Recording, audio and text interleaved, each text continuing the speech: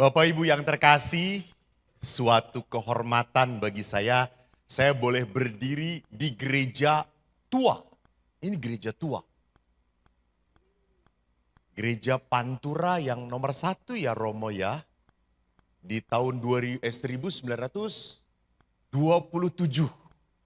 Kelihatan aktivisnya pun tua-tua. Tapi yang penting kan one spirit kita. One heart for the service.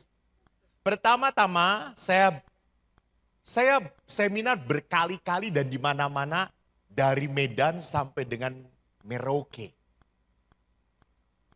Saya baru kali ini loh bahwa ada pebimas yang memfasilitasi acara seminar.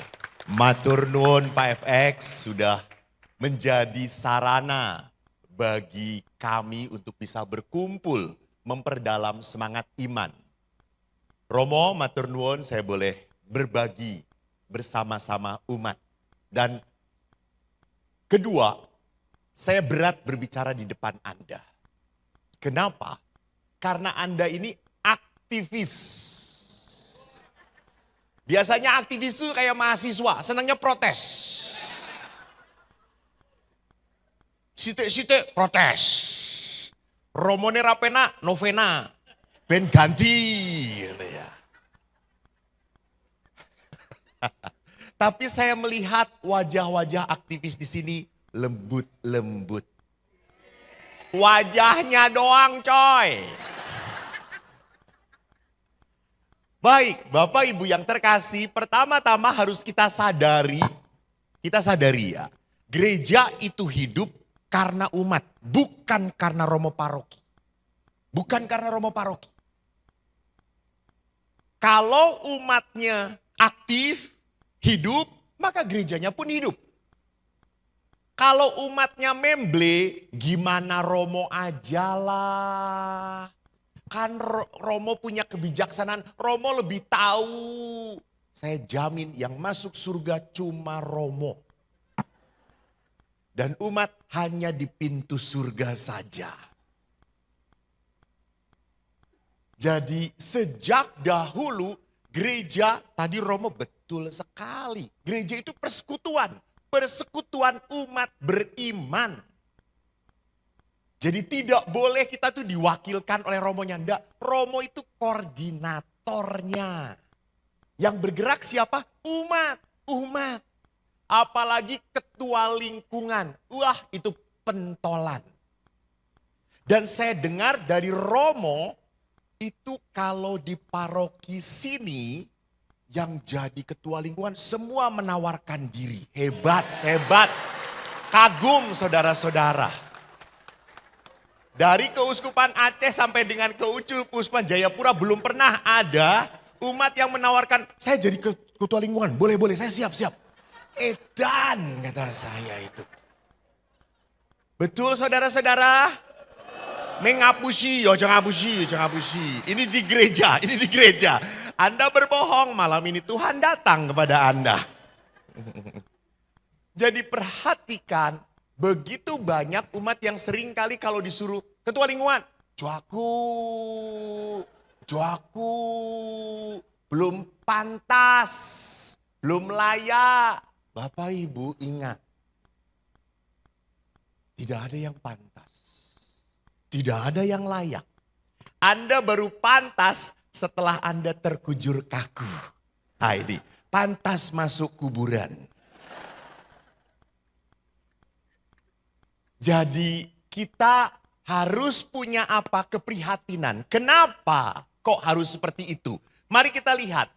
Kita sehati sejiwa dalam pelayanan. Saya ingin memutar dahulu sebuah film kecil. Ya, mari kita lihat dahulu. Dari situ Pak, tolong Pak. Ini pijit bawahnya.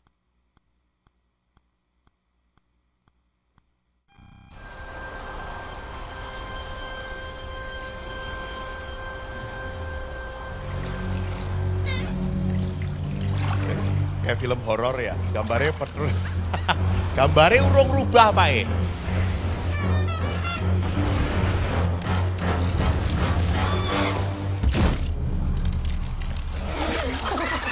Smarter to travel in groups. Gambarnya tidak berubah toh. Lihat kan, kelihatan toh.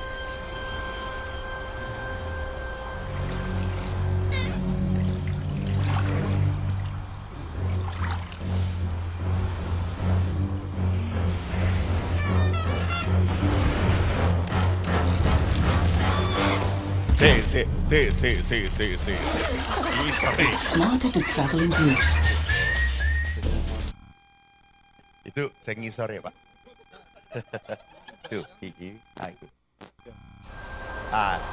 Oh ini nggak masuk, di itu nggak masuk. Oke.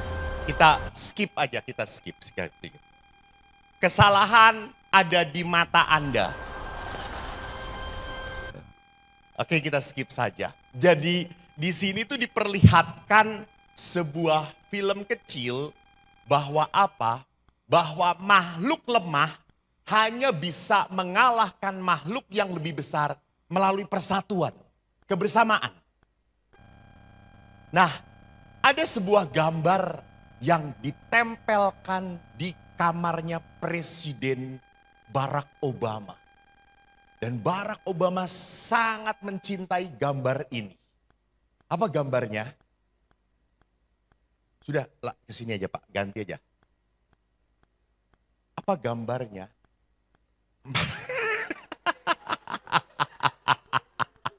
Apa gambarnya, saudara-saudara? Mari kita lihat gambarnya. Nah, ini. Kok lari sih Barack Obama? Jadi Barack Obama terkenal sebagai seorang presiden yang mempunyai gambar menarik. Yaitu apa? Kura-kura di atas balok kayu. Anda bisa berpikir nggak, kura-kura itu bisa merayap sampai atas atau tidak? Tidak mungkin. Artinya apa? Ada orang yang mengangkat kura-kura itu ke atas. Jadi apa maksudnya? Kita pun bisa berhasil karena pengorbanan orang lain. Karena pengorbanan orang lain. Kita bisa mencapai sesuatu karena kita ada yang berkorban. Ada yang berkorban. Tadi lihat acara ini bisa berlangsung, ada yang berkorban jadi panitia.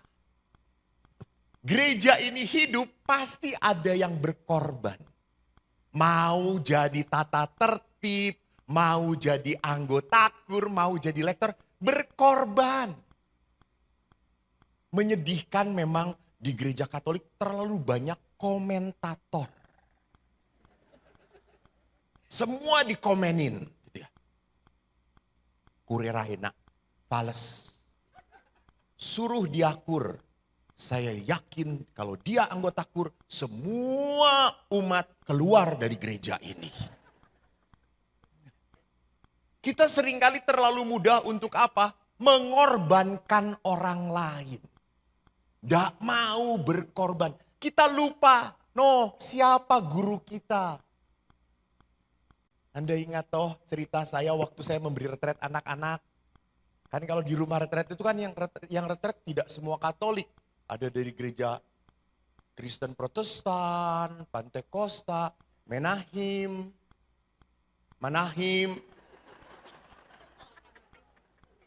Ada dari gereja Bethel, ada Muslim, ada Buddha, ada Hindu. Lalu saya selalu tanya, Nak, kenapa kita disebut Kristen? Wah, anak-anak langsung ngomong, Romo, kita disebut Kristen karena kita mengikuti Kristus, Romo. Oh iya, bagus, Nak. Nak, kalau kita pengikut Kristus di mana, Nak? Di depan apa di belakang? Romo, kalau yang namanya pengikut itu di belakang, di depan namanya supir. Oh, oke. Berarti yang di depan kita siapa? Yesus, Romo, Yesus. Yesus yang harus mengatur kita. Keren banget, Cah. Kalau Yesus ke kiri kita kemana? Ke kiri, Romo. Kalau Yesus kanan, ya ke kanan, Romo. Lah kalau Yesus lurus, Romo, kita harus taat, kita juga harus lurus. Lalu saya iseng, saya angkat salib. Kalau Yesus disalib, Semua anak menang. Sampai akhirnya seorang anak, kebetulan anak prodiakon. Saya Romo. Ya, jawab. Kalau Yesus disalib Romo, ya biarin saja dia sendirian. Hati-hati. Bahwa di dalam pribadi seorang pengikut Kristus, pengorbanan itu adalah sebuah keharusan. Titik. Kenapa saya katakan sebuah keharusan? Iya, mengerti. Keharusan itu apa? Ya wajib, yang ngerti. Kenapa maksudku? Kenapa? Karena pengikut Kristus? Enggak.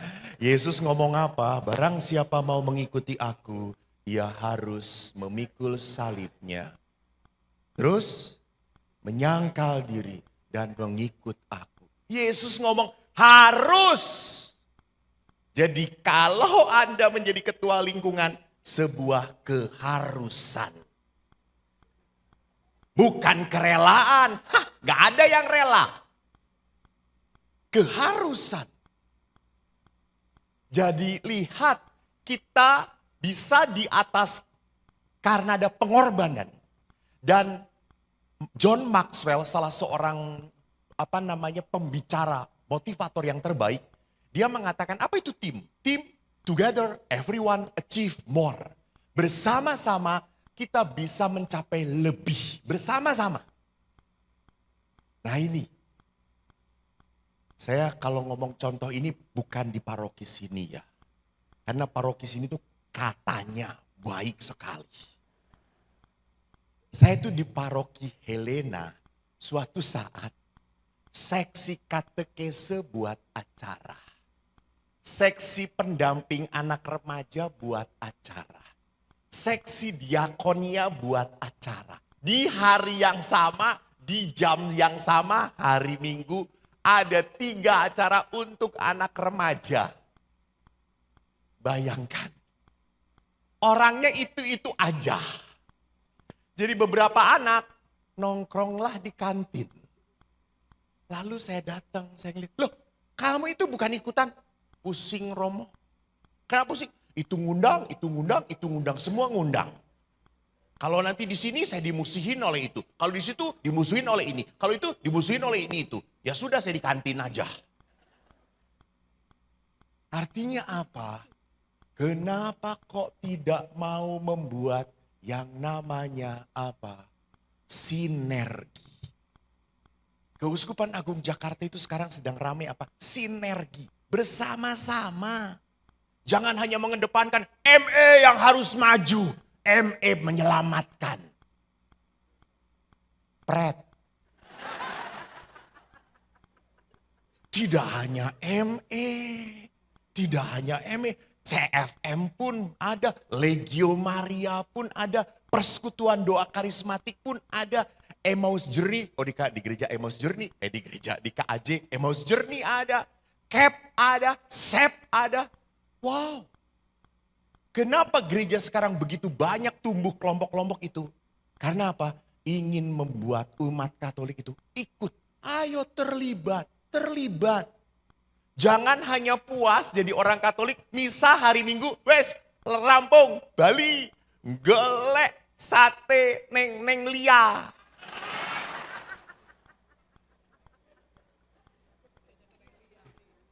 Ajak Romone. Bagaimana mungkin menjadi orang Katolik hanya puas hari Minggu doang? Maaf, iman Anda tidak pernah berkembang. Kecintaan Anda menjadi orang Katolik pun ra ngerti opo-opo. Oke, beberapa ibu pada saat misa, berdiri, anaknya masih duduk. Lalu dia senggol anak, tangi. Mah, kenapa kita harus berdiri? Yang lain juga berdiri, udah diem. Tanpa mengerti kenapa kita harus berdiri. Maaf, bukan gereja tidak memberitahu. Bukan, Anda tidak mau tahu. Gereja itu menyediakan segala-galanya. Maka kalau kita punya kelompok, jangan sampai mengatakan, Kelompok kami yang harus semakin besar. Halo, yang harus semakin besar siapa? Kristus. Kristus. Maka bekerja samalah di dalam gereja. Ibu Teresa pernah berkata bagus banget. Anda bisa melakukan apa yang tidak dapat saya lakukan. Saya dapat melakukan apa yang tidak dapat Anda lakukan. Bersama-sama kita dapat melakukan perkara yang jauh lebih besar daripada yang dapat kita lakukan sendirian. Maka itu hebatnya perkawinan suami istri itu saling melengkapi. Besok saya cerita. Suami ndak bisa keroan dewe. Raisa. Hanya Romo yang bisa keroan sendirian. Kita ada pelajarannya di filsafat teologi. Pasti tahu sitik-sitik. Kroi, rapena awakku gitu. Apakah Romo akan berbicara kepada vikarisnya Romo Adi? Romo, kroin aku. Sesama jenis dilarang menyentuh, coy.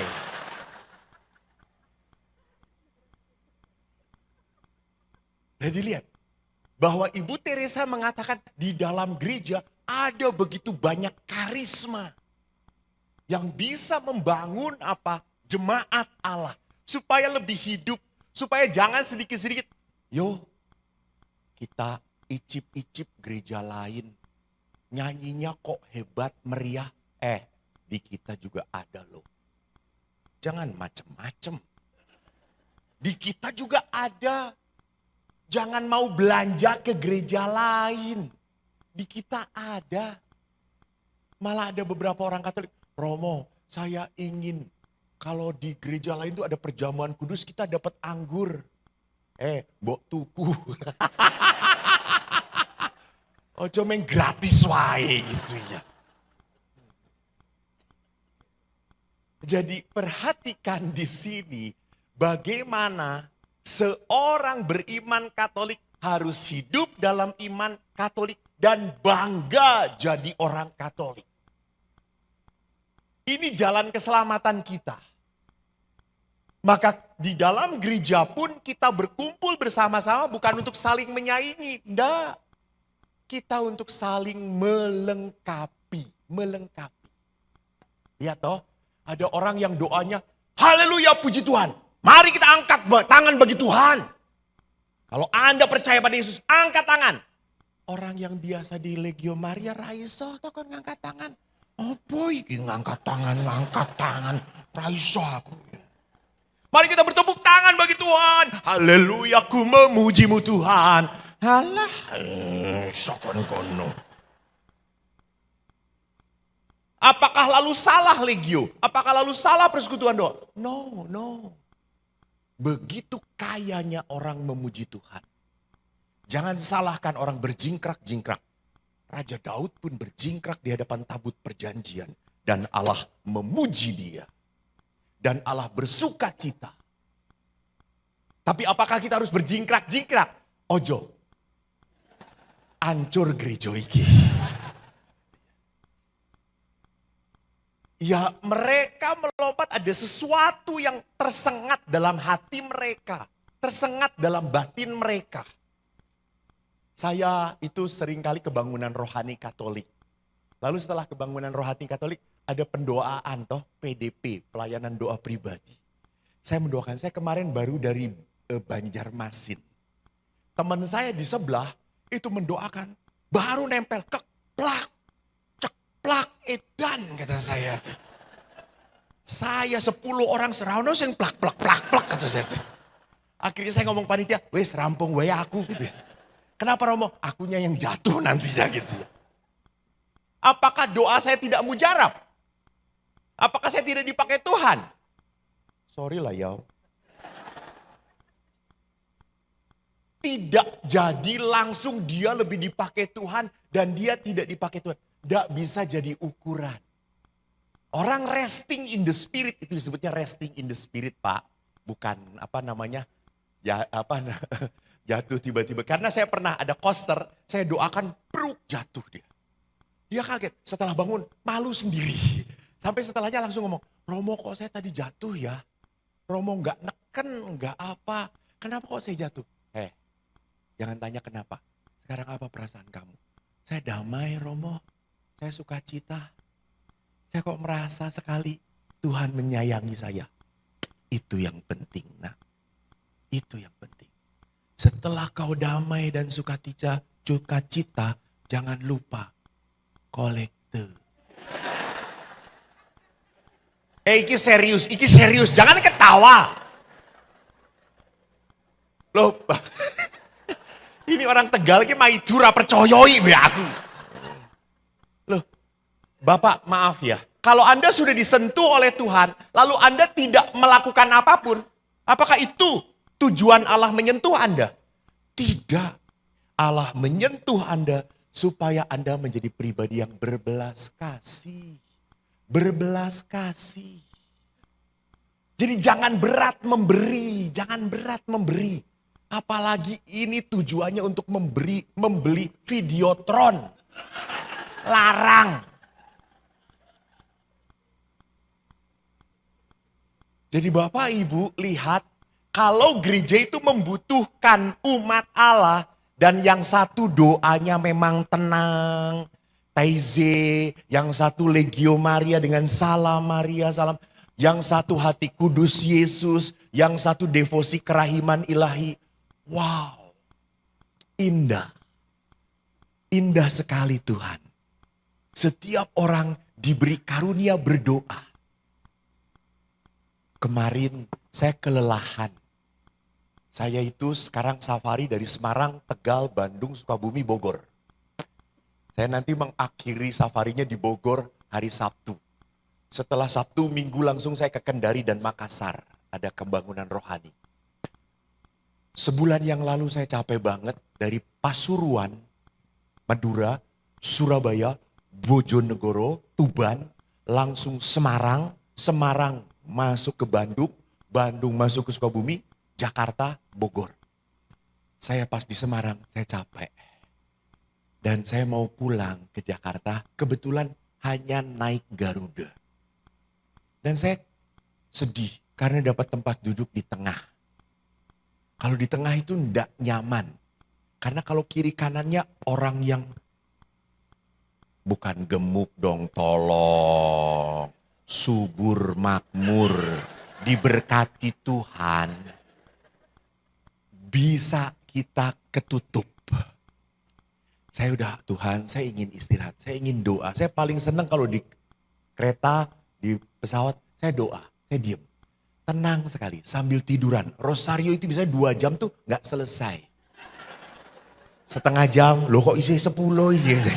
Setengah jam lagi. Oh meng siji salah Maria ya rapopo toh gitu ya. Gusti tetap sabar mendengarkan Rosario saya. Tangi Rosario neh. Gitu. Lalu saya pada saat itu, orang kok penuh ke belakang ya. Saya gak ada. Pas mau ditutup, tiba-tiba ada 2 wanita berjilbab. Duduk di samping saya dan cantik. Dan badannya, wah kata saya rejeki anak soleh. Yang mengagetkan ibu yang sebelah kiri langsung duduk, langsung mengeluarkan tasbih. Yang sebelah kanan buka tablet, langsung baca Al-Quran. Aku ya ndak mau kalah, keluarin Rosario. Kita diam, saya merasa seperti raja minyak. Kita pas naik, berdoa tenang. Tiba-tiba di tengah-tengah turbulensi Pak. Langsung yang sebelah kiri kanan saya kompak. Allahu Akbar. Saya ndak mau kalah, Yesus Kristus. Yesus Kristus. Terus kita tuh saling ngeliatin dia. Allahu Akbar, Yesus Kristus. Lalu kita serius. Mungkin kita tiga-tiganya takut mati. Saya takut mati nanti diberitakan di koran ada 1 Romo meninggal di antara 2 wanita gitu kan, malu tau saya toh ya. Lalu pada saat pesawat itu mulai tenang, kita saling memandang. Lalu si mbaknya langsung, berdoa ya Pak. Iya. Kenapa Pak? Takut mati. Ya.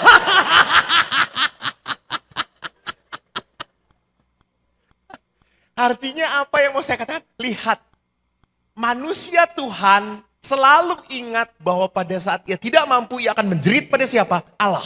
Walaupun dengan caranya berbeda. Mana yang layak bagi Tuhan? Semua layak bagi Tuhan.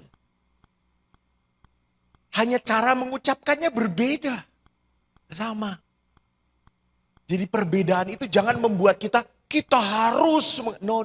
Saling melengkapi.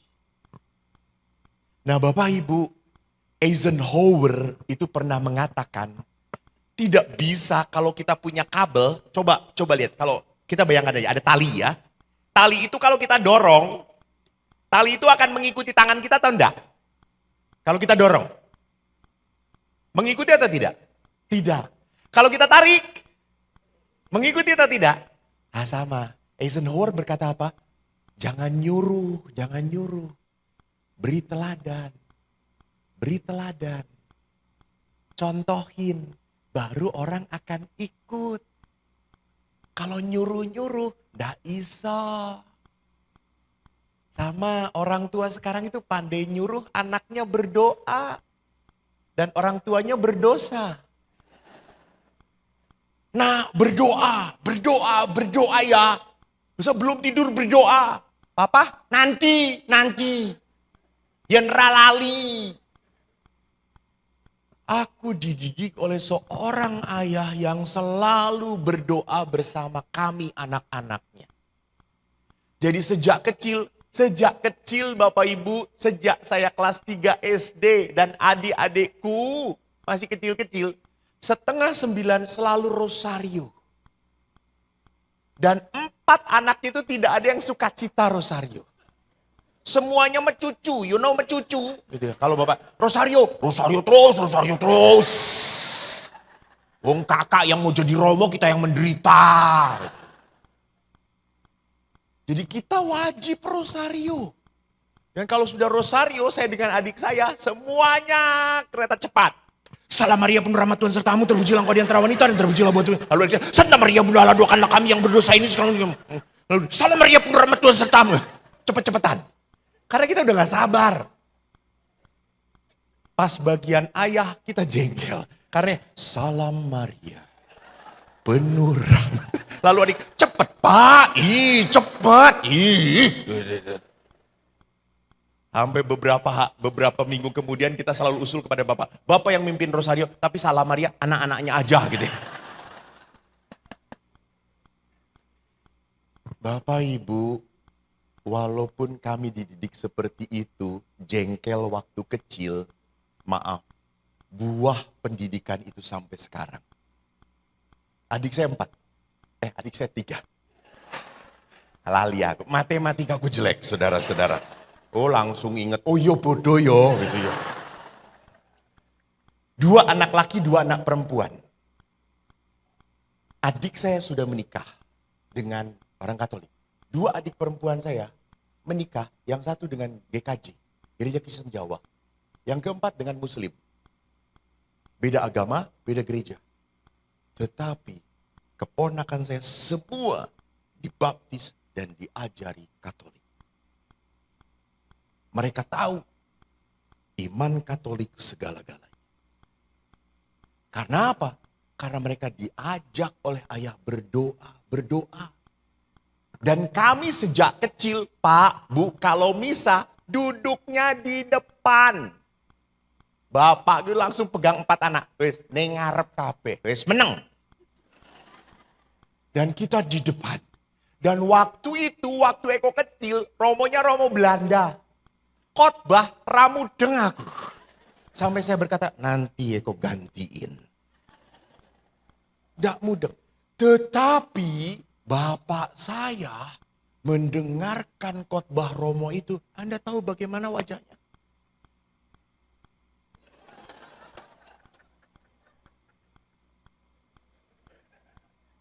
Saya sampai kaget, Dani ngerti. pulang dari gereja, saya takon, Pak E, tuh ngerti tuh Pak E, Romo ngendikon apa? Ya aku kurang ngerti toh. Nah bapak kok mantuk-mantuk kata saya teh. Sopan le, sopan. Yen Romo ngendiko ki sopan. Rungokke. Ora ngerti yo tetep rungokke. Gusti sing ngendiko. Walah kata saya itu. Betapa hormatnya ayah pada seorang imam. Jadi apa yang saya mau katakan bahwa teladan itu, mengajak itu begitu penting. Kenapa? Karena pada saat di situ orang merasa ditemani. Ayo, bareng, yuk bareng, ngajak. Nah sekarang mari kita lihat, apa itu panggilan pelayanan. Saya suka sekali mengambil kisah di mana Yesus memanggil murid-murid yang pertama. Dikatakan dalam Injil Matius. Kemudian naiklah Yesus ke atas bukit. Lalu Yesus memanggil orang-orang yang dikehendakinya. Nah, dengerin ya. Dikehendaki. Bukan sembarangan. Yesus itu menghendaki. Bapak sekarang jabatannya apa? Pastor paroki? Oh. Di lingkungan jadi apa? Ketua lingkungan? Bukan. Marriage encounter. Wow, sudah berapa tahun menikah, Pak? 46. Penderitaannya berapa tahun?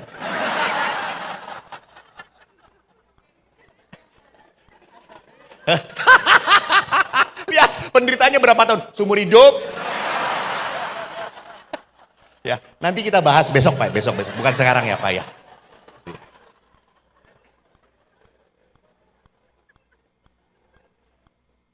Jadi perhatikan di sini. Kembali lagi ke panggilan, jangan kepada ME lagi ya. Yesus menetapkan orang-orang itu yang dikehendakinya. Dan mereka pun datang kepadanya. Ia menetapkan 12 orang untuk menyertai dia. Jadi lihat, pertama-tama itu Yesus memanggil para murid bukan untuk diutus. Bukan, untuk apa? Menyertai dia. Hidup bersama Yesus. Tahu Yesus seperti apa. Merasakan cinta Yesus dulu. Merasakan.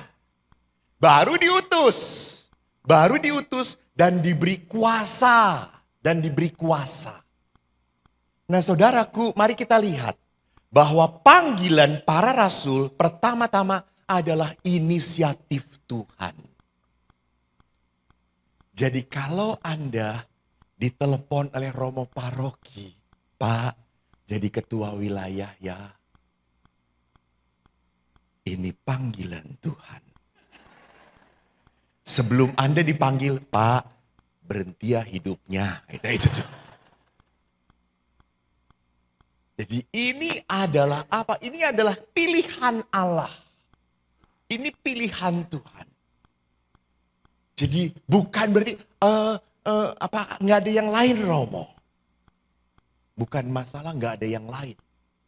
Masalahnya adalah apa? Romo itu percaya pada Anda. Pak, Bu, saya setelah gabung dengan paroki baru bisa mengerti. Para Romo itu untuk memilih umat, mereka harus punya hati. Punya hati. Saya percaya Bapak ini bisa. Saya percaya Bapak ini punya kualitas. Saya percaya Bapak ini akan bisa merukunkan umat. Saya percaya bahwa Bapak ini akan bisa menghidupi gereja. Jadi ini inisiatif dari Allah. Bahkan saya bertemu dengan beberapa imam yang selalu berkata, kok saya itu kalau sebelum memilih ketua lingkungan, saya tuh berdoa dahulu loh, benar berdoa. Supaya apa Romo kok berdoa? Saya cuma minta Tuhan lembutkan orang-orang yang dipanggil itu. Lembutkan. Jangan sedikit-sedikit, jangan saya. Belum pantas, belum waktunya. Dan saya berdoa Tuhan lembutkan orang-orang itu. Lihat, Sampai Tuhan pun memanggil Anda begitu rendah hati. Maka panggilan itu yang kedua apa? Tergantung para rasul. Menanggapi atau tidak? 12 rasul yang dipanggil oleh Yesus. Apakah menanggapi semuanya? Halo, saya tanya. Menanggapi atau tidak? Ya? Siapa yang tidak? Siapa yang tidak, Ibu? Siapa yang tidak, Pak? Siapa? Kan harus satu, Bapak. Ibu yang ngomong ini, Bapak yang jawab.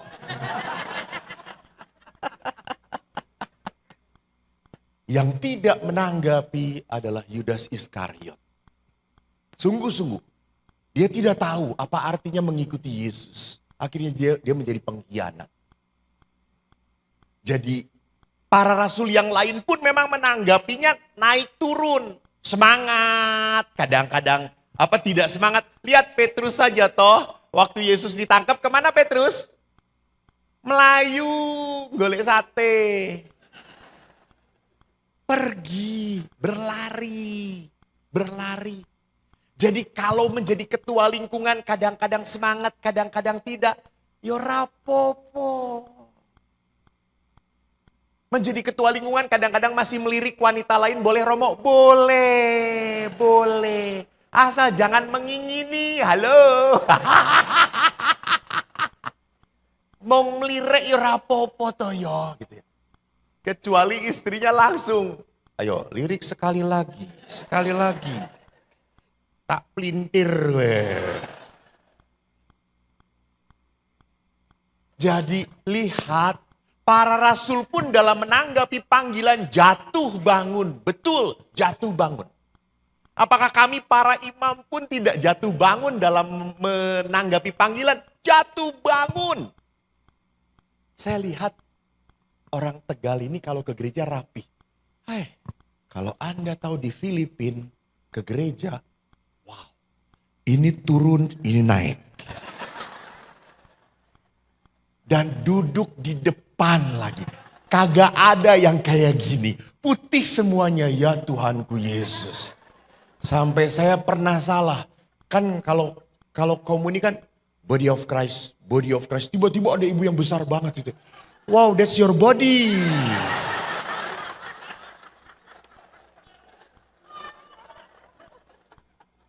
Langsung ibunya berkata, amin.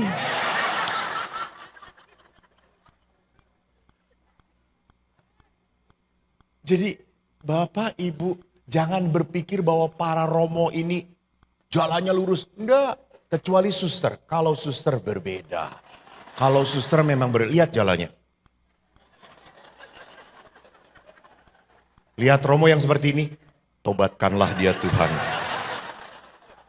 Kalau suster seperti itu. Bapak Ibu kalau mau tahu lihat, makan pisang di susteran, seperti di surga. Makan pisang tuh enggak sembarangan. Dibuka pakai pisau. Dipotong, celek. Makan sedikit. Di pasturan, plok.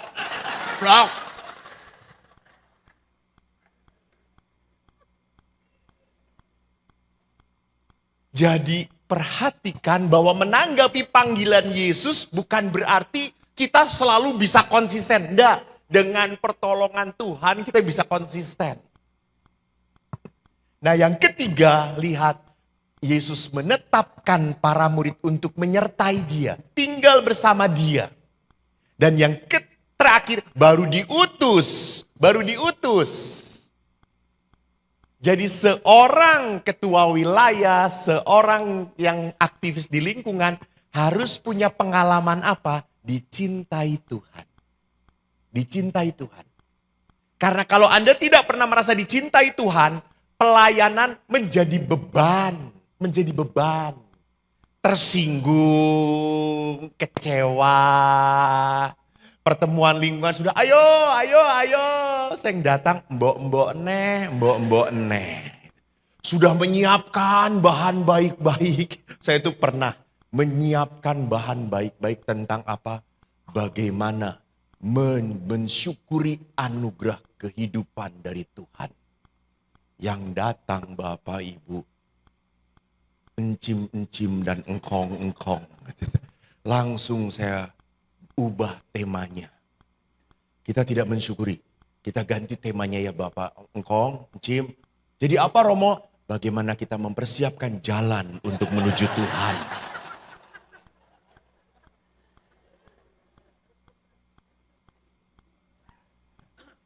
Jadi saudaraku, kalau Anda kecewa nyiapin ini kok yang datang sedikit. Kan selalu tuh Romo kalau pertemuan lingkungan itu kalau ada makan-makan. Wah penuh, banyak.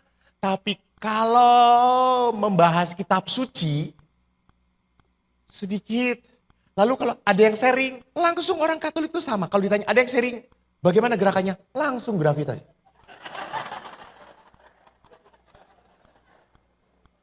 Ibu silakan, duluan saja, duluan silakan. Silakan ada yang duluan. Kalau udah ada yang ini, ya udah saya sudah sharing ya. Bagaimana Ibu? Sama. Idem saya sama, idem. Tapi maaf, ini bukan di Tegal, bukan di Tegal enggak. Saya dengar dari Romo, wih kalau sharing, saya sharing. Bahkan susah berhentinya kalau udah sharing gitu Tegal. Jadi saudaraku yang terkasih, lihat, baru kita harus sadar tadi. Orang setelah tergerak, diberkati Tuhan, tidak bisa diem saja. Tidak bisa. Percuma. Maka Anda tahu toh, di Israel sana ada yang namanya Laut Mati dan ada yang namanya Danau Galilea, Genesaret. Sungainya sama yang mengalir di situ. Sungai apa? Yordan. Sungai Yordan itu dari Gunung Hermon. Lalu mengalirkan air pertama-tama ke Danau Galilea. Di sana banyak ikannya. Dan lalu keluarlah air itu melalui sungai Yordan yang kedua dan sampai ke Laut Mati. Dan di Laut Mati airnya berhenti. Kenapa? Tidak ada kehidupan di sana. Karena airnya tidak disalurkan kemana-mana. Dan habisnya karena menguap, asin, mati. Jadi orang yang dapat berkat Tuhan, dapat anugerah, dicintai oleh Tuhan, mong meneng wae, orang ini mematikan. Mematikan. Gak mati sih, masih hidup. Cuma mematikan. Lihat dari seperti apa tanda-tandanya. Bisa kelihatan. Kalau hari Minggu titeni. Bagaimana dia pergi ke gereja. Ini orang dari Laut Mati.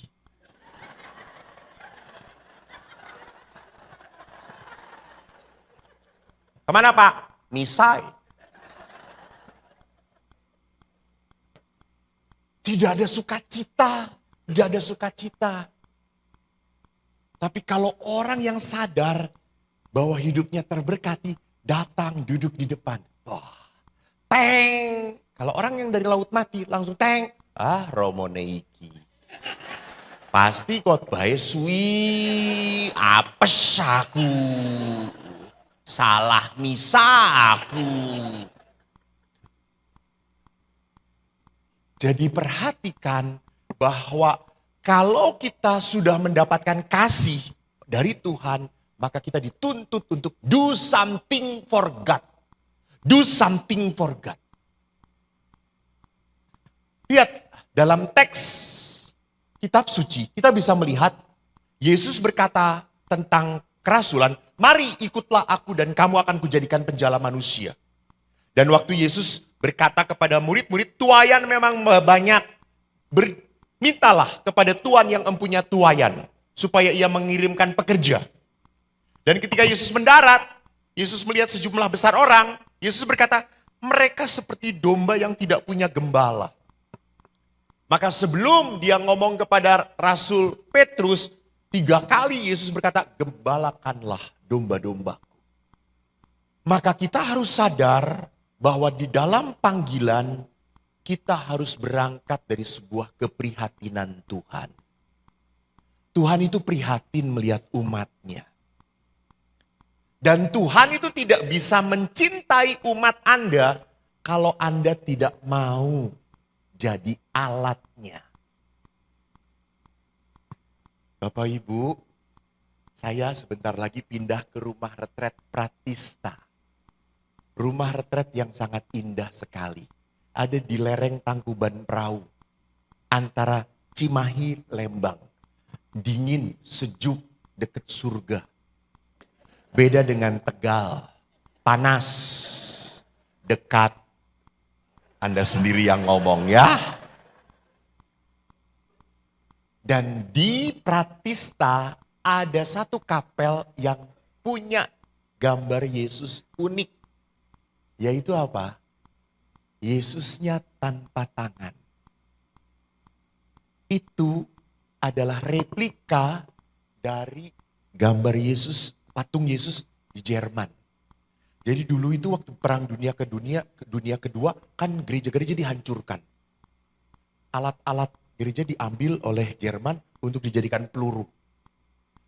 Setelah selesai perang, ada seorang pastor yang memunguti benda-benda rohani yang bisa diselamatkan. Dan pastor itu ingat di satu gereja ada patung Yesus besar dari marmer yang dia mau lihat. Dan betul, patung itu jatuh, tidak ada tangannya. Badannya bagus. Lalu dia bawa ke tukang pemahat.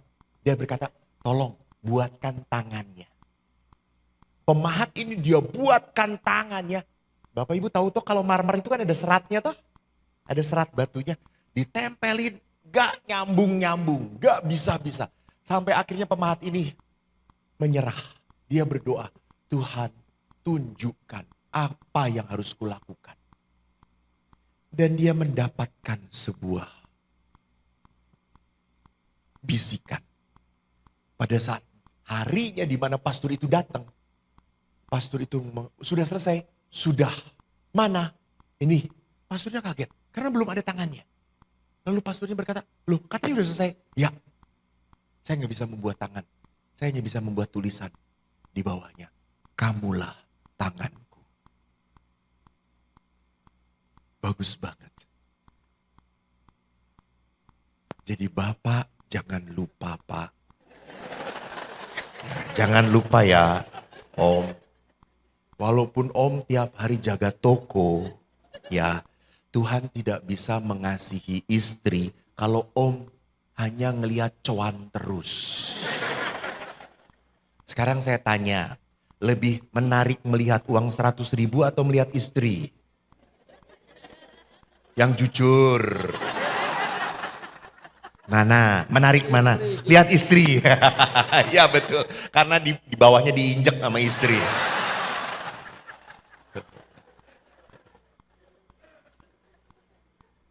Saudaraku lihat bahwa kita itu diutus untuk apa? Menjadi alatnya Tuhan. Tuhan gak berkuasa untuk mencintai suamimu kalau engkau istri tidak mencintai suamimu.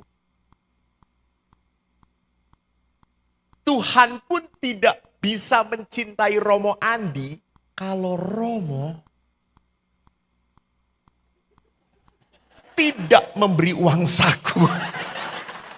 Ada Romo Andi. Jadi Allah itu bisa memberkati lewat siapa?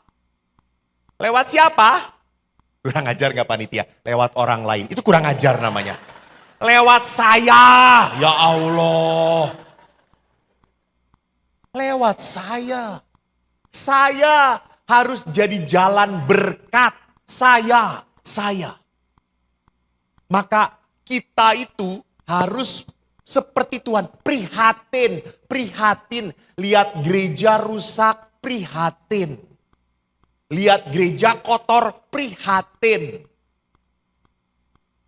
Dan kalau prihatin, ya melakukan sesuatu. Gitu. Makanya saya suka sedih. Gitu. Ada umat yang selalu protes, di gereja kok orang membuang sampah ya sembarangan. Loh, jangan ributnya, ambilin. Ambilin. Jangan ngomong, itu kan tugasnya koster. Hei, yang ngeliat siapa? Lalu beberapa pura-pura nggak lihat gitu ya. Oh, saya doakan buta seumur hidup, kata saya itu. Bapak Ibu, ini gereja kita. Kita yang bisa menghidupi gereja ini. Umat berapa ribu Roma? 2100. Lihat, 2100. Jangan sampai satu pun anak Tuhan ini pergi. Biarkan menghadap Tuhan untuk sampai surga. Kalau bisa 2100 ini semuanya sebelum meninggal sakramen perminyakan. Kalau perlu malam ini masal. Loh. Siapa tahu toh? Jangan berkata, yang tua aja dulu Romo. Halo, tidak ada antri. Tuhan suka iseng, kamu duluan. Gitu. Jadi saudara, aku lihat kita harus belajar berani menjadi pribadi yang prihatin. Do something. Kalau prihatin, lakukan sesuatu. Gak bisa cuma mengeluh, cuma ngomong, lakukan sesuatu. Yang kedua, panggilan adalah tawaran yang membutuhkan tanggapan. Dan ini menarik. Panggilan itu adalah apa? Ininya proyeknya Tuhan. Ini proyeknya Tuhan. Jadi kalau kita itu mau membuat bahagia pasangan, itu proyeknya Tuhan. Proyeknya Tuhan. Kalau kita ini melayani umat, ini proyeknya Tuhan. Bukan proyek saya, bukan proyek Romo Paroki. Bukan, ini proyeknya Tuhan. Dan proyek Tuhan selalu pada apa? Karya keselamatan. Keselamatan. Jadi kalau ini proyeknya Tuhan, kita harus bisa melayani, nanti diperlihatkan dengan iman. Maka menjadi murid di zaman modern ada 3 tuntutan. Pertama apa? Pertama, kita harus bisa melayani. Dan di dalam pelayanan itu harus ada support. Saling support. Di kelompok lain. Saya pun sama, saya kalau ada yang bermasalah, misalnya ada orang yang konsultasi tentang keluarga, saya bisa bantu.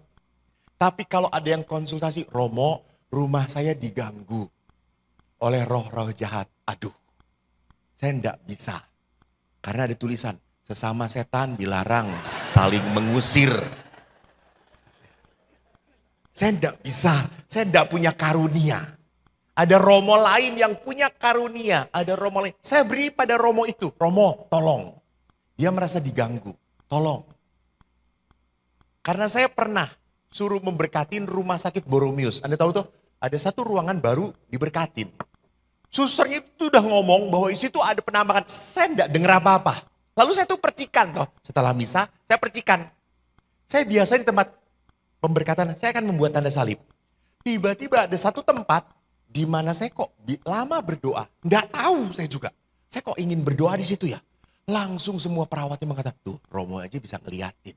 Emang di situ tempatnya. Lalu setelah pemberkatan, semua tanya, Romo ngerasain ya? Ngerasa apaan kata saya tuh. Di situ kok Romo berdoanya lama. Emangnya mau lama kata saya, terserah gue gitu ya. Saya mau di situ lama memberi tanda salib, selesai itu. Romo nggak ngerasa apa-apa? Enggak. Saya hanya ingin di situ doa buat tanda salib, saya hanya ngikutin saja. Oh, ya di situ Romo sering kali muncul. Oke. Dan setelah diberkatin, tidak ada. Muncul di tempat lain. Rupanya setan juga pinter saudara-saudara gitu. Jadi, saya tentang hal itu tidak mengerti apa-apa, tidak mengerti. Lalu yang kedua itu apanya? Support. Kita tahu. Jadi kita harus saling mensupport apa? Kelompok-kelompok pelayan lain. Bahwa di gereja ini kan ada 4 pilar. Ada mistagogi, ada diakonia, ada liturgia, ada koinonia. Itu kan 4 dari pilar gereja. Dan semuanya punya jalan yang sama untuk apa? Melayani umat Allah. Kita harus saling support satu dengan yang lain. Yang kedua adalah apa? Trustworthy. Anda tahu kalau seorang yang selalu melayani di pesawat disebutnya apa? Stewardess, pramugari. Jadi kalau pelayan harus bisa dipercaya. Tidak punya batu sandungan.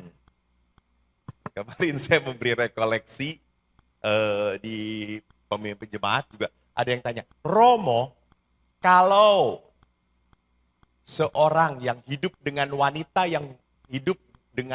yang belum disahkan oleh gereja, apakah boleh melayani atau tidak? Ya nggak boleh. Jadi batu sandungan.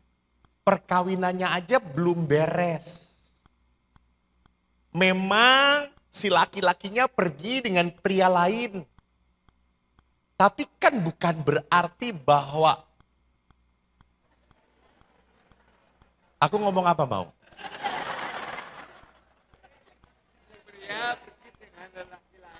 Emang nggak boleh? Emang itu adanya kok. Ini bener Pak. Pria pergi dengan laki-laki lain. Nggak tahu. Kok aneh sekarang itu. Si wanitanya ditinggalkan.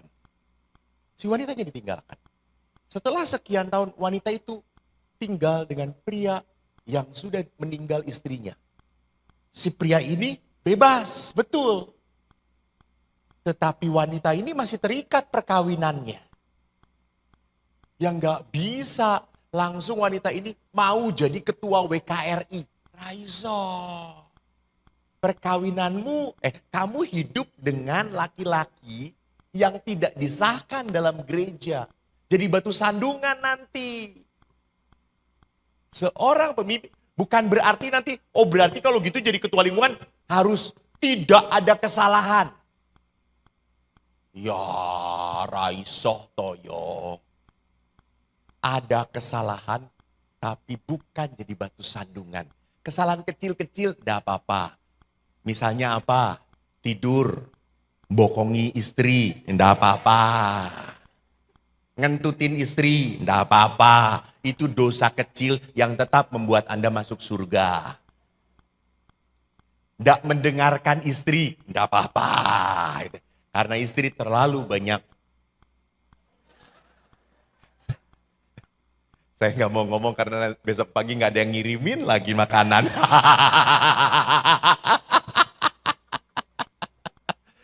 Bapak-bapak jangan lupa nasib para pastor itu dari belas kasih para ibu. Pagi-pagi tadi, langsung kiriman untuk Romo. 5 kiriman tidak ada yang dari bapak-bapak.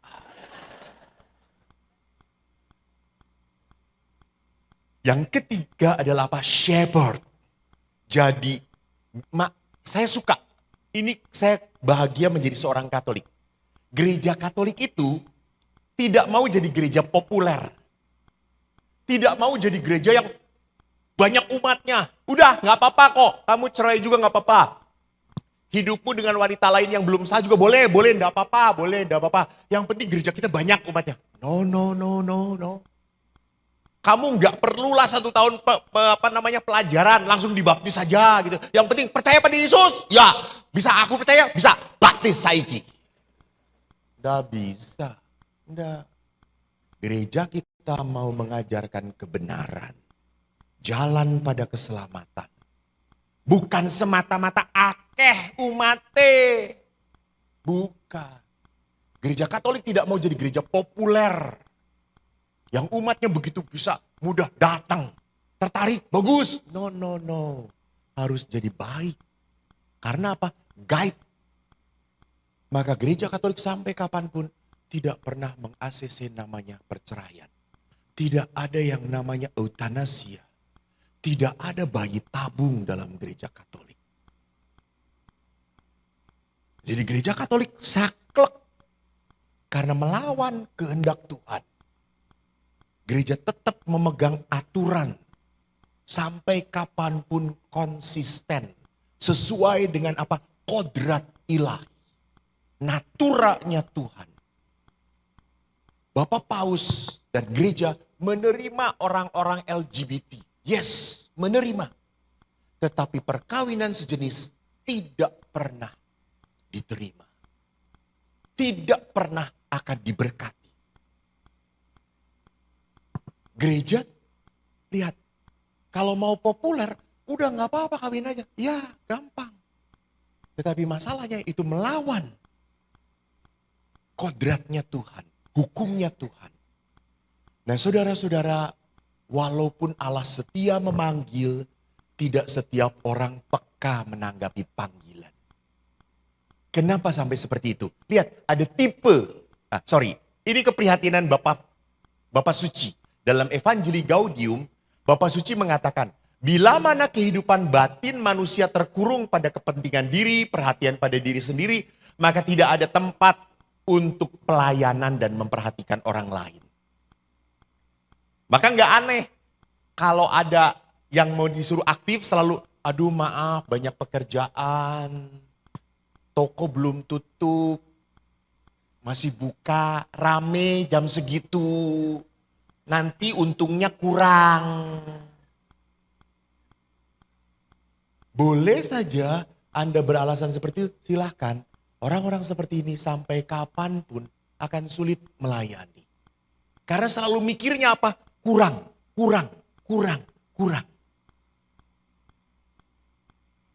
Bapak Ibu, sampai kapanpun kita tidak akan pernah bisa berkata cukup. Tidak pernah ada orang merasa puas. Jangan berpikir ya, Romo, kalau orang kaya raya pasti gak mikirin uang. Percis salah.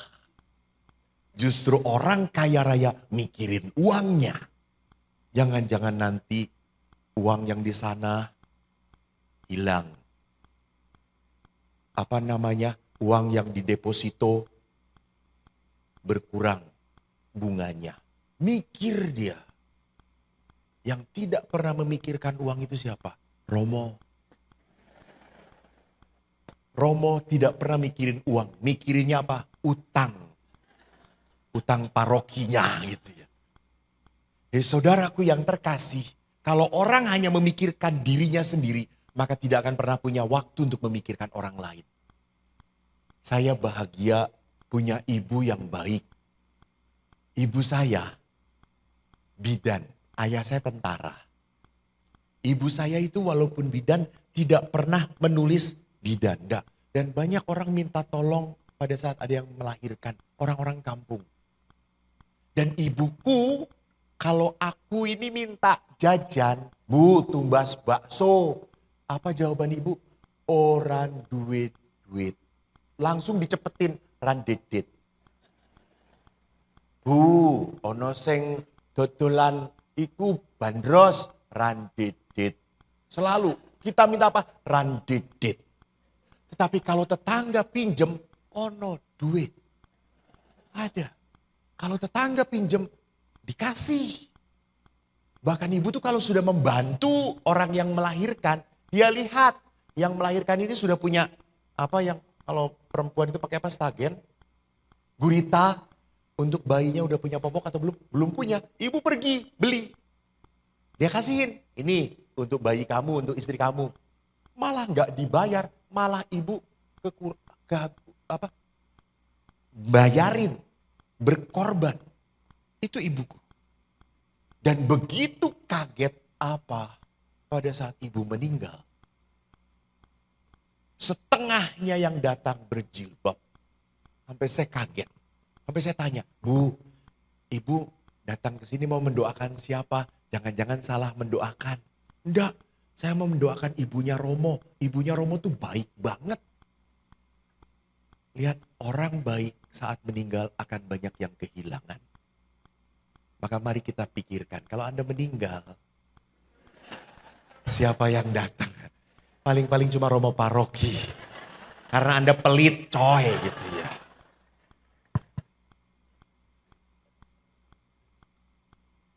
Jadi saudaraku lihat Bahwa manusia itu ukuran kualitasnya dari kehidupan manusia adalah apa? Orang itu sangat berarti. Orang itu dirindukan.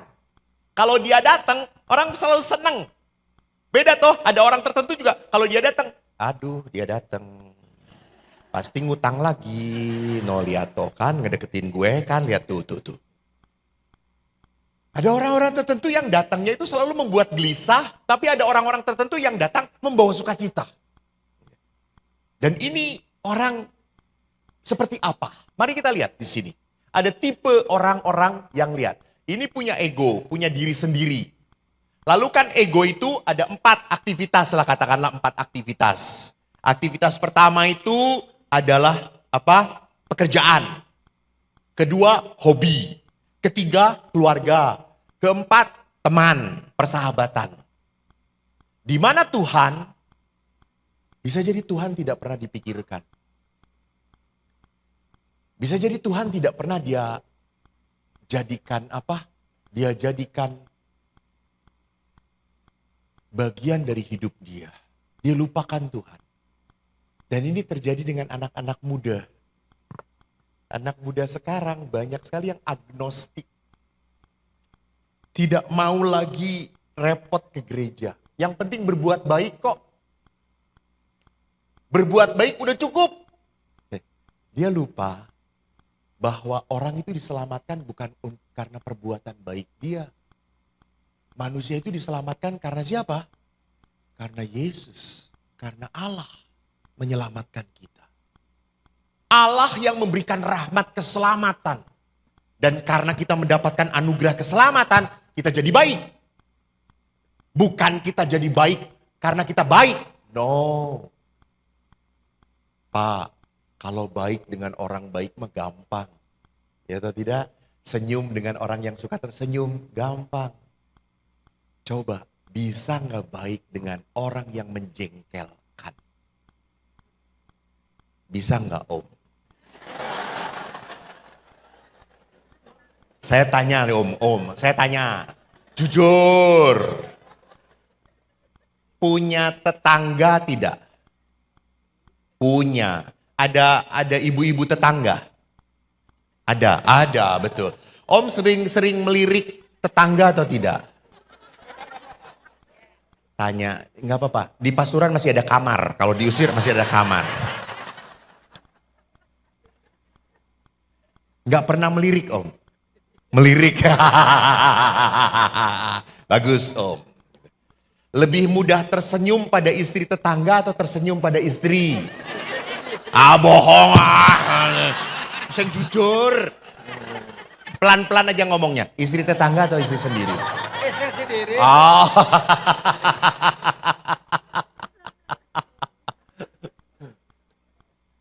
Jadi betul sekali bahwa kita sering kali susah untuk apa menghargai orang-orang yang dekat dengan kita. Bahwa kita gampang banget senyum, hahaha dengan yang lain. Tapi pada saat saya harus senyum kepada pasangan, males Romo. Nyebelin. Apalagi laki-laki itu kan bahagia. Lihat, Bu, besok nanti akan saya bahas panjang. Kalau bapak-bapak ngelihat di tempat cucian banyak cucian. Semua belum disapu, masih acak-acakan. Melihat rumah seperti itu, bapak-bapak, apakah tenang saja atau ada sesuatu yang salah? Tenang aja, betul, bagus. Ibu-ibu bagaimana? Nggak bisa tenang, betul. Kenapa bapak-bapak tenang melihat rumah acak-acakan? Karena bapak-bapak percaya Yesus lahir di kandang domba. Justru dalam acak-acakan itulah Yesus akan datang, saudara-saudara. Jadi bagi perempuan tidak beres, nggak beres, harus diberes. Bagi bapak-bapak tenang, Pak, iki lihat Pak. Oh, Bapak ini kotor belum disapu ya Pak? Engko.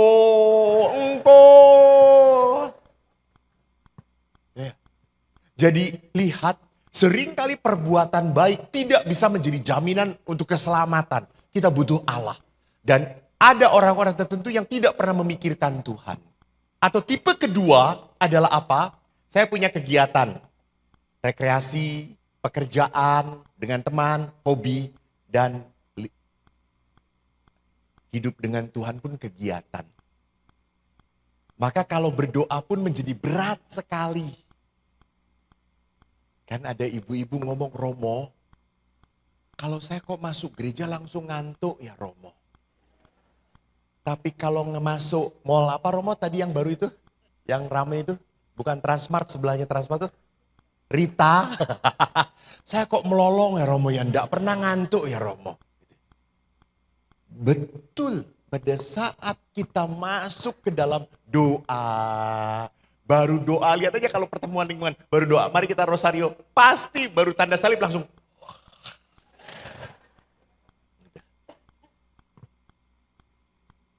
Selalu di gereja itu ada roh ngantuk, saudara-saudara. Saya kalau khotbah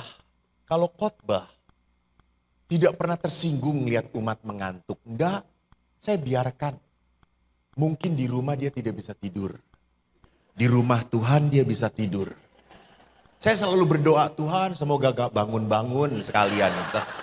Loh, mati di Mekah masuk surga, mati di gereja masuk neraka loh yang ngawur. Menghina Tuhan itu namanya, masuk surga. Jadi seringkali agama pun menjadi sebuah kegiatan, maka berat kita melakukannya. Kita berat melakukannya. Menjadi pelayanan pun tugas, maka berat. Kalau pelayanan adalah tugas, sampai kapanpun beban. Saudaraku, saya menjadi pastor, saya sukacita, saya bahagia. Saya bahagia.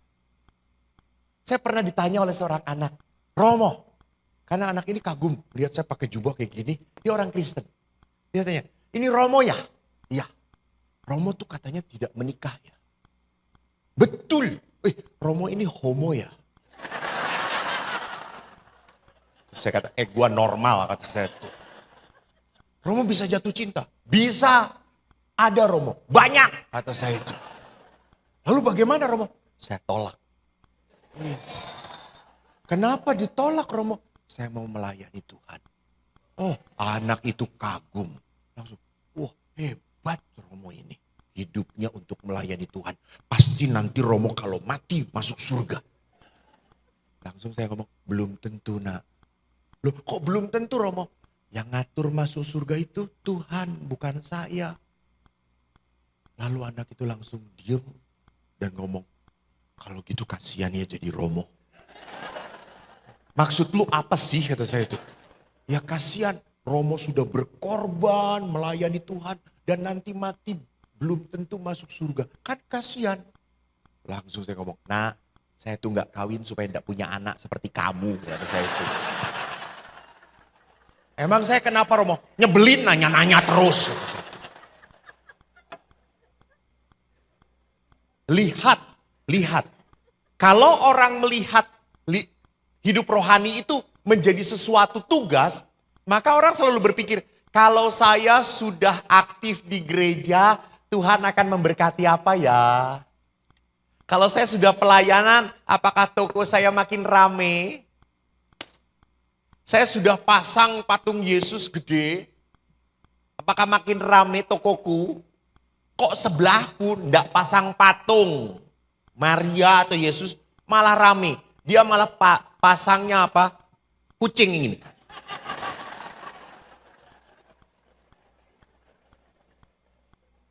Bu, kalau mau lebih rame, gambar Romo Paroki. Saya yakin lebih rame. Tapi 10% dapat untuk Romo.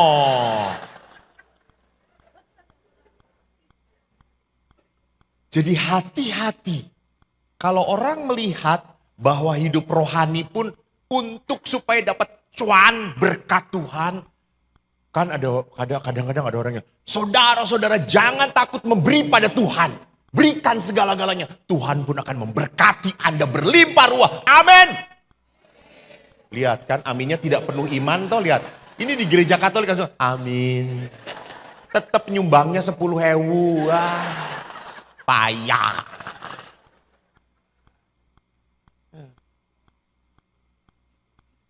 Tidak ada kita pamrih pada Tuhan.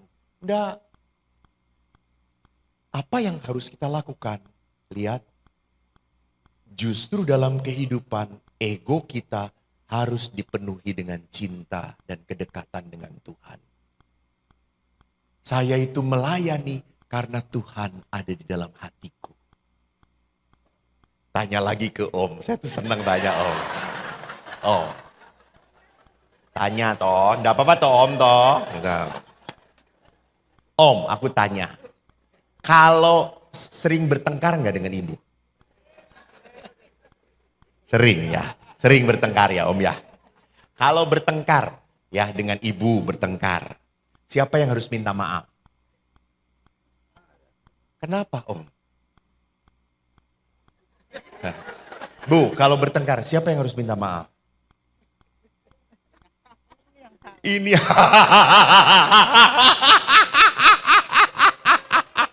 Bapak-bapak lihat si ibu jalan, siapa yang harus minta maaf? Dia yang salah.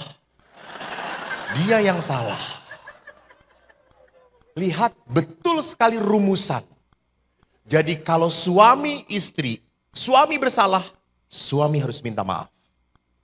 Tapi kalau istri salah, istri akan ngomong, saya bersalah karena kamu kayak gini. Jadi yang harus minta maaf siapa? Suami, tetap.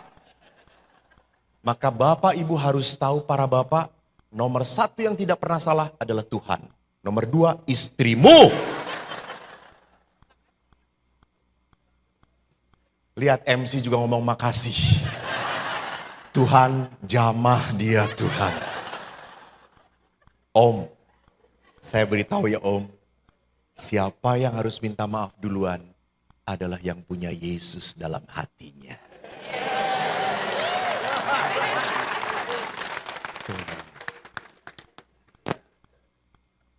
Om minta maaf bukan karena salah, bukan karena dia, saya punya Tuhan Yesus.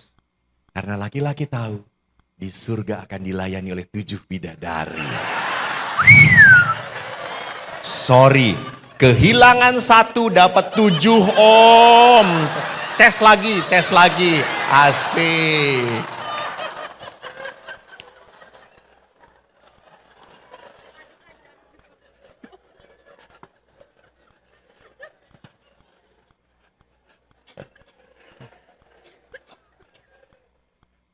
Jadi saudaraku yang terkasih, bahwa orang itu harus tergerak oleh apa? Oleh kedekatan dengan Allah. Oleh Allah yang ada di dalam hati. Maka mari kita lihat tidak ada pertumbuhan iman, ada pelayanan itu otomatis, enggak ada gitu ya. Selalu pertumbuhan iman itu harus didorong oleh sebuah apa? Roh. Maka Ibu Teresa berkata bagus. The fruit of silence is prayer. Buah dari keheningan adalah doa. Buah doa adalah iman. Buah iman adalah kasih. Buah kasih adalah pelayanan. Dan buah pelayanan adalah damai sejahtera. Saya ulangi Pak, tolong dengarkan. Karena beberapa ramudeng. Buah dari keheningan adalah doa. Buah doa adalah iman. Buah iman adalah kasih. Buah kasih adalah pelayanan. Buah pelayanan adalah damai. Kalau ibu mau damai, harus melakukan apa? Betul. Pelayanan. Yang membawa damai adalah pelayanan. Pelayanan yang bersumber dari mana? Dari doa. Dari doa. Maka Bapak Ibu, saya akan tuliskan beberapa poin. Tentang apa? Tentang dekrit kerasulan awam. Yang ditulis di dalam dokumen Konsili Vatikan kedua, di dalam dekrit hasil Konsili Vatikan kedua dikatakan jelas, dari dulu kaum awam dipanggil untuk merasul dengan semangat dan sukarela. Halo, hebat ini. Sukarela tapi semangat. Ya toh? Kalau dapat duit semangat itu udah biasa. Biasa. Lihat, Anda parkir 4.000. Paling-paling kan tukang parkir, terus Pak. Gitu doang. Kasih 20.000. Langsung, bos, terus bos, terus bos, terus bos. Ya, sama, jangan-jangan juga kayak gitu. Romo, kenapa ya imam itu kalau memberkati rumah cuma kayak gitu?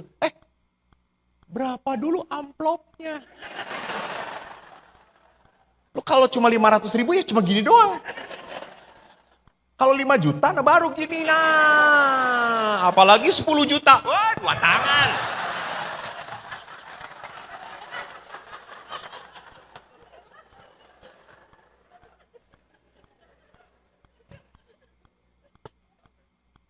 Ya iya loh Pak, orang 10 juta kok. Tidak boleh. Pelayanan, lihat, sukarela dan penuh semangat. Kalau dibayar semangat, itu aturan duniawi. Tapi di dalam pelayanan adalah apa? Saya tahu, saya lakukan semua untuk Tuhan. Untuk Tuhan. Untuk kemuliaan Allah. Maka selama gereja ada, tak mungkin tidak ada kerasulan awam. Selama gereja ada, harus ada umat yang terlibat pelayanan.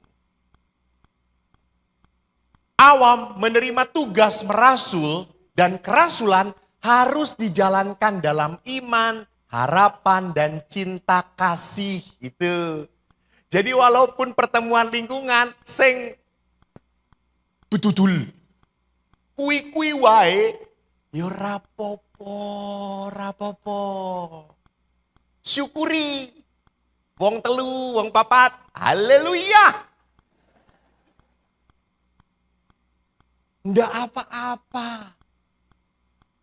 Justru hati-hati. Kalau dalam pertemuan lingkungan, semua datang rajin dan terus-terusan rajin. Hati-hati, sebentar lagi pasti kiamat.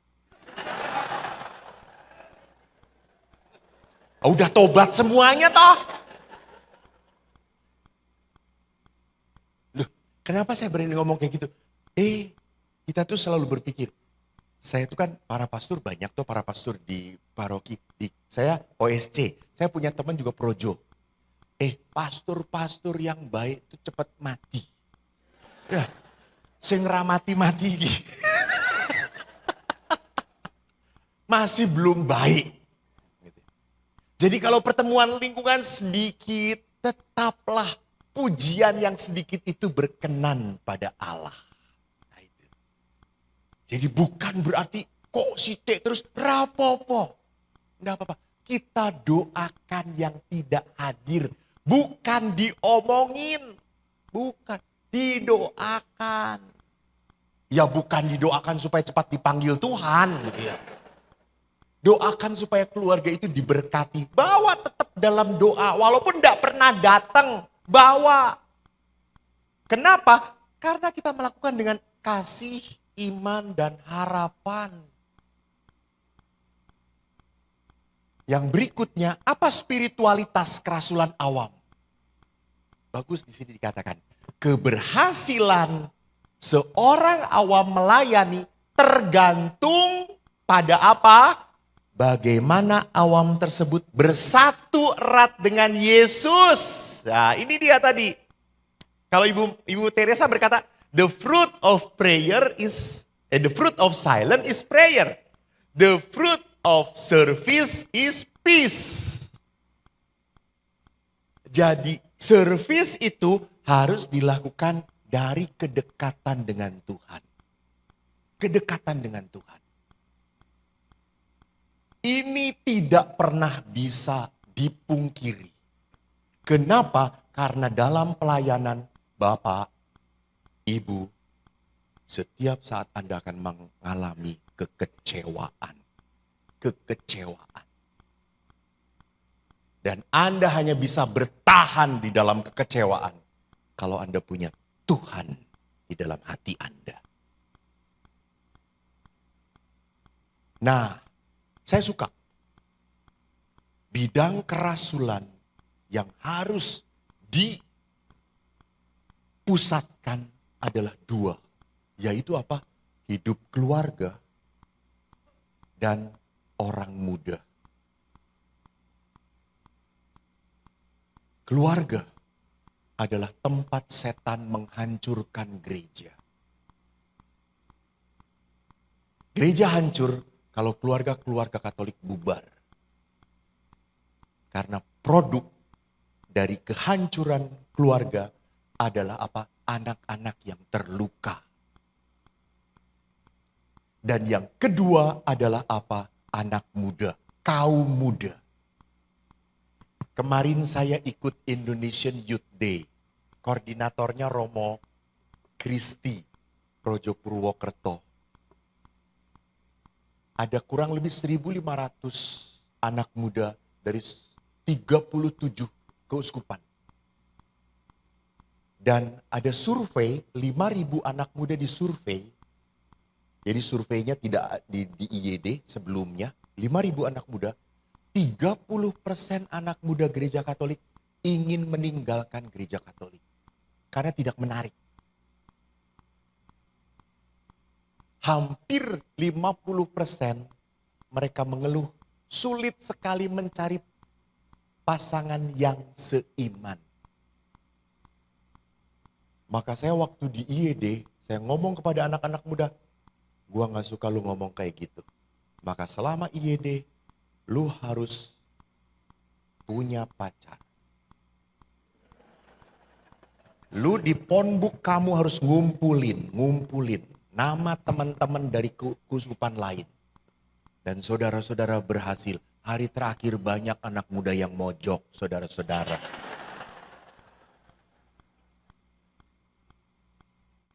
Banyak yang pacaran, sedangkan pasturnya jalan salib, saudara-saudara.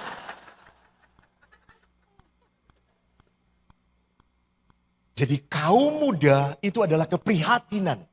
Mereka adalah apa? Gereja masa kini yang harus dipelihara. Jangan didiamkan. Bagaimana cara merasul? Berbagai cara merasul, lihat. Hendaknya tadi syarat dasar muncul dan keluar pelayanan itu dari sumber hidup Kristiani sejati. Maka maaf ya Bapak Ibu, maaf. Kalau tersinggung, ya kolekte tambah lagi. Maaf. Kalau Anda dipanggil untuk pelayanan, tapi Anda tidak punya waktu doa pribadi, maaf. Anda mengkhianati Tuhan. Seorang pelayan harus punya waktu doa pribadi. Doa pribadi. Jangan masalah panjangnya. Nggak, 5 menit you say to God, that is enough. Tapi saya harus punya doa pribadi. Saya melayani Tuhan tetapi saya tidak dekat dengan Tuhan. Omong kosong. Dan bapak-bapak, doa itu membuat Anda kuat bertahan menghadapi istri Anda. Betul. Jadi bapak-bapak resep kalau istri ngomong terus, Anda di depan istri Anda langsung, salam Maria penuh rahmat, Tuhan sertamu. Pasti istri langsung menang. Doa bagi orang beriman itu kekuatan. Nah, pada saya ini hampir terakhir. Ini slide terakhir, ini hampir terakhir. Ibu 5 menit udah diangkat belum tadi? Udah ya? Ibu nggak ngangkat-ngangkat dari tadi. Ibu ini lihat, amplopnya cuma 500.000 tapi berkepanjangan saya ngisinya. Jangan tegaan Bu, kalau sudah menyiksa suami jangan menyiksa pastor. Lihat, kerasulan awam disaturagakan dengan kerasulan gereja yang dipimpin oleh siapa? Oleh siapa? Hierarki. Siapa itu hierarki? Romo paroki. Yang mempunyai wewenang di Tegal ini ya Romo paroki dari Bapak Uskup. Jadi Romo paroki adalah apa? Koordinator dari semuanya. Maka harus ada keselarasan dengan kerasulan gereja. Semua bentuk kerasulan dalam gereja perlu sikap saling menghargai dan diselaraskan oleh hierarki. Maka dalam pelayanan perlu sekali sebuah kerendahan hati. Kerendahan hati. Jangan maaf lagi yang kedua maaf. Kadang-kadang orang yang aktif, terlalu aktif, jadi punya kesombongan rohani. Ini bahaya. Jadi merasa lebih dekat dengan Tuhan, padahal Tuhan gak kenal dia. Kasian deh lu.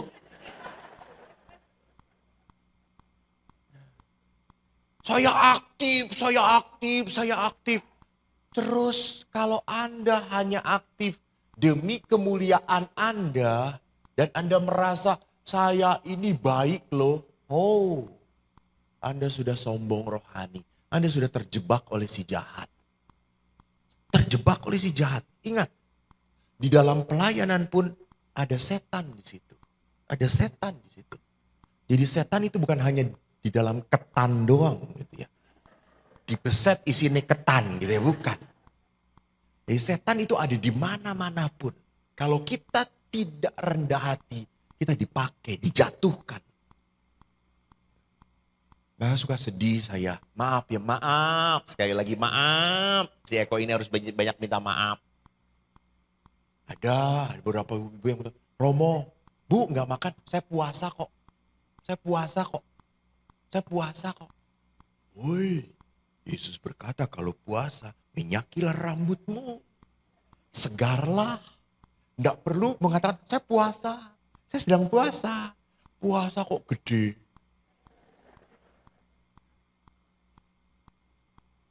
Jangan sampai kau melakukan sebuah kewajiban agama untuk melihat, dan orang ini dekat banget dengan Tuhan ya. Wow. No. Di dalam pelayanan kita harus rendah hati. Kadang Tuhan memakai Anda, kadang-kadang tidak. Ya enggak apa-apa. Bukan Tuhan melupakan Anda. Enggak. Saya di gereja Helena terkenal sebagai pastor pencabut nyawa. Saya kalau sudah sakramen perminyakan berhasil. Mau dicoba Bu? Boleh. Mau Ibu atau Bapak? Om Bimpa. Sampai apa? Sampai saya itu sedih kadang-kadang. Kenapa kok saya ditakutin gitu. Kalau udah perminyakan ditakutin. 2 minggu yang lalu seorang bapak datang. Ayahnya, bapak ini ayahnya di Siloam. Siloam gak terlalu jauh dari paroki kami. Dia bilang, Romo, saya kenal bapaknya juga. Saya kenal ibunya. Saya cukup baik dengan keluarga itu. Romo tolong datang. Doakan papa. Oke. Doakan saja. Enggak Romo. Bawa sakramen minyak suci. Papa yang ingin. Bawa juga viatikum Romo. Oke. Saya bawa sakramen Maha Kudus. Saya datanglah. Kebetulan mereka tinggalnya di kamar VIP. Kan anaknya dulu masuk. Saya masuk. Itu bapaknya senyum dengan saya. Senang banget. Halo Romo, makasih Romo sudah datang. Saya lihat ibunya langsung melotot. Mau ngapain? Disuruh sakramen. Jangan. Bapak. Saya, oh jangan. Terus bapaknya, enggak aku yang mau. Aku yang mau didoakan. Ya udah, saya doakan. Saya beri minyak suci, saya beri sakramen. Bahagia banget Bapak itu. Dan Bapak itu, Romo saya damai, saya tenang sekali. Sekarang saya sudah tidak takut lagi besok mau dioperasi. Terima kasih Romo. Ya, baik. Saya pulang. Saya dengar ini berita berikutnya dari anaknya. Si mamanya ini telepon ke adik suaminya. Dia ngomong, tuh kakak lu udah sakramen perminyakan. Sama siapa? Romo Eko. Aduh, tinggal tunggu waktu itu sih. Sampai ngomong kayak gitu saudara-saudara.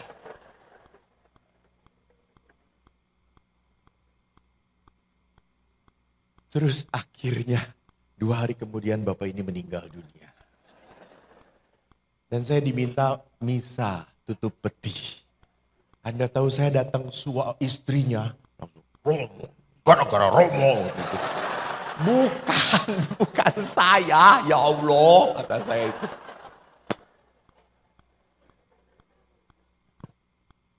Tapi saya lihat suaminya, aduh Tuhan, wajahnya tenang banget seperti tidur dan tersenyum.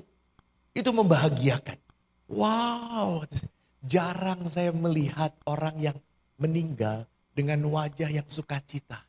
Senyum. Seolah-olah tuntas hidup saya di dunia ini. Saya siap bertemu Tuhan. Ya sudah. Tapi bagi ibu itu pas foto juga gak mau dekat dengan saya. Enggak, saya gak mau dekat sama Mas Reko. Pinggir. Sampai mama dekat, gak mau. Gara-gara ini pastor nih jadi suamiku meninggal gitu. Jadi saudaraku lihat, Tuhan kadang pakai kadang tidak. Ya sudah gitu ya. Seorang pelayan harus punya kerendahan hati. Maka sikap seorang pelayan pertama-tama harus Christ-centered. Berpusat pada Tuhan. Berpusat pada Tuhan. Yang kedua adalah apa? Service oriented. Melayani. Melayani itu bukan berarti apa? Bukan berarti harus, oh saya pelayanan, oh saya yang ditunjuk. No. Anda melihat sesuatu yang tidak beres, apa yang bisa saya lakukan? Apa yang bisa saya lakukan ya? Apa yang bisa saya bantu ya? Wow, walaupun itu bukan tugas Anda, apa yang bisa saya lakukan? Itu orang yang service oriented. Melihat suami sedang sedang pengong, plolo, mati ora gitu ya. Didekati Pak iki kopi, iki gorengan, tahu aci. Sate, modar dong sebenarnya sate. Jadi kita harus peka. Dan hebat, memang perempuan itu peka. Perempuan itu di mana-mana peka. Jadi laki-laki yang pekok. Saya itu pernah. Kan kalau bapak-bapak bisa jalan-jalan Tegal ke Semarang. Siapa yang menyiapkan makanannya? Snack-snacknya. Ibu, bapak tuh tinggal nyupir, pae, jeruk, emploken. Ki arem-arem, plok. Bapak, oh yang ngasih mangan ketek, gimana? Ki ombe, gedem ra. Saya itu pernah dengan para Romo, mungkin Romo juga pasti merasakan. Dari Bandung ke Jogja. Sampai Garut saya itu tanya, ada minum? Gak ada kok. Ya Allah, Bandung, Jogja gak ada minum. Lalu kita mampir ke Alfamart. Dan Anda tahu ke Alfamart, semua Romo turun, beli makanan untuk dirinya sendiri masing-masing gitu. Iki we kui kanggo aku. Oh lanang kampret kabeh kata saya itu.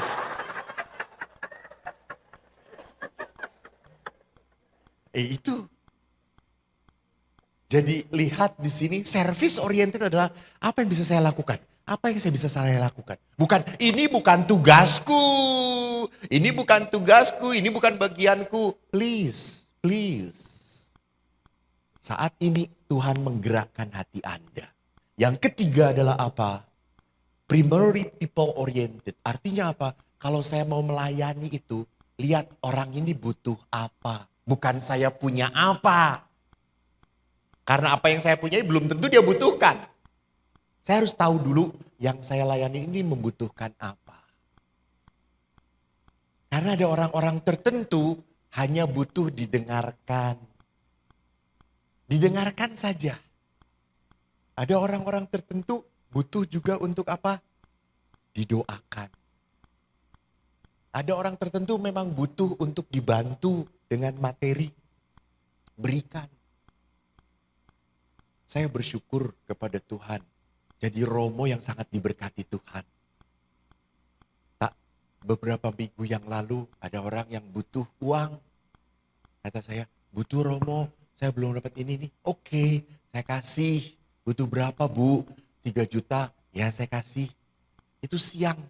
Sorenya ada yang ngasih amplop kepadaku. Berapa? 5 juta. Wow. Dapat bonus 2 juta coy. Ya jangan berharap. Jangan berharap. Ingat, pada saat kita bermurah hati, jangan pernah lupa Bapamu pun akan murah hati padamu.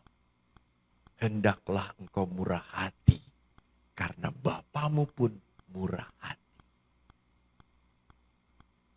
Saudaraku, terima kasih banyak saya boleh berbagi untuk para pelayan Tuhan ini. Kelihatan dari wajahnya, gereja ini adalah gereja yang sakinah, warohmah, mawadah. Terima kasih, Tuhan memberkati.